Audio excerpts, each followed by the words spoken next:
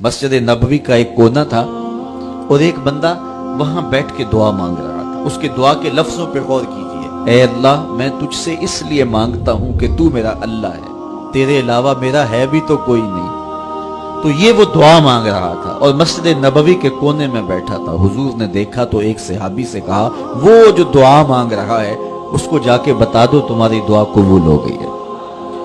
वो मांग इस ढब से रहा है। तो ये दुआ अपने रब से न्याज है, दुआ खुद इबादत है। जब तुम्हारी जरूरतों का कफील वो है तो फिर उससे नहीं मांगेंगे तो किससे मांगेंगे। और जब उससे बंदा मांगता है तो फिर वो मांगने वाले की लाज भी रखता है। इन्ना रब्बकुम हय्युन करीमुन यस्तही मिन अब्दिही इज़ा रफ़अ यदैहि अन यरुद्दहुमा सिफ़रा। तुम्हारा रब हया करने वाला करीम है। जब बंदे उसके सामने हाथ फैला के दुआ मांगते हैं, अल्लाह फरमाता है मुझे शर्म आती है उनके उठे हुए हाथ खाली कैसे मोड़ो। जब उन्होंने मुझसे मांगा है तो मैंने भी ना दिया तो कौन देगा।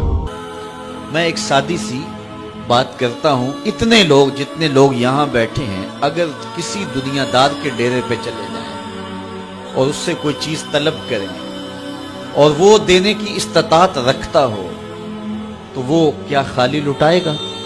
वो कहेगा इतने लोग आगे हो तो डेरादारी की शान के खिलाफ है कि मैं इनको खाली लुटाऊं। तो जब ये दुनियादार खाली नहीं लुटाता तो रब कैसे खाली लुटाएगा। जब बंदे उसकी दहलीज पे चल के आ जाएं तो वो बंदों की जरूरतों का कफील है और उनके हर दर्द को जानता है और उनकी जरूरतों को पूरा करता है। उलमा ने कहा दुआ हर सूरत कबूल होती है। या तो ये है कि फौरन कबूल हो जाती है, जो मांगा फौरन मिल गया, और कभी ऐसा होता है कि फौरन नहीं मिलता, हिकमत होती है और फौरी देना मुनासिब नहीं होता तो उसको फौरी नहीं दिया जाता, लेकिन दुआ बाद में कुछ अरसे के बाद उसकी डिमांड पूरी कर दी जाती है। और कभी ऐसा होता है ना फौरी दिया जाता है ना बदेर दिया जाता है, उस दुआ को जखीरा कर लिया जाता है और हशर के दिन उसका बदला दिया जाएगा। और रिवायत में आता है हशर के दिन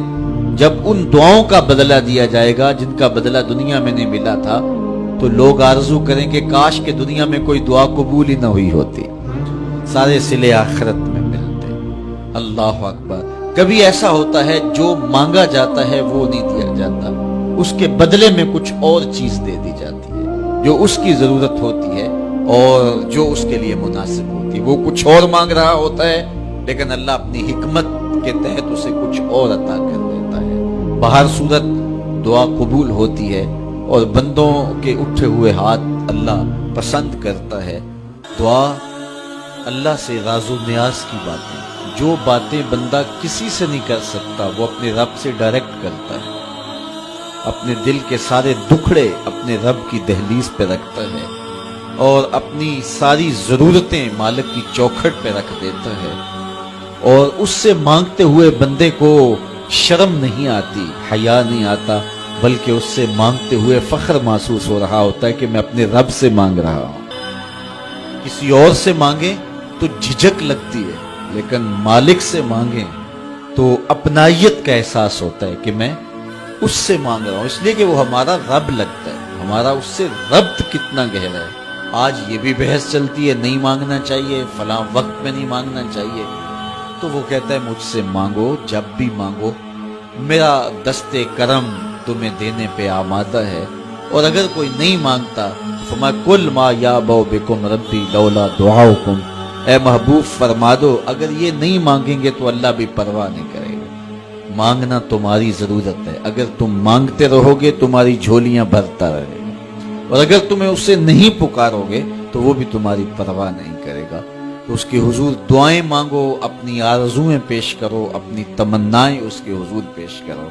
अच्छा, दुनियादारों से मांगे तो अपने लिए मांगते हैं, लेकिन अल्लाह से मांगो तो अपने लिए भी मांगो, औरों के लिए भी मांगो। वो करीम है, वो देता है और खुश होके देता है, तो उससे मांगो, उससे झोली फैलाओ।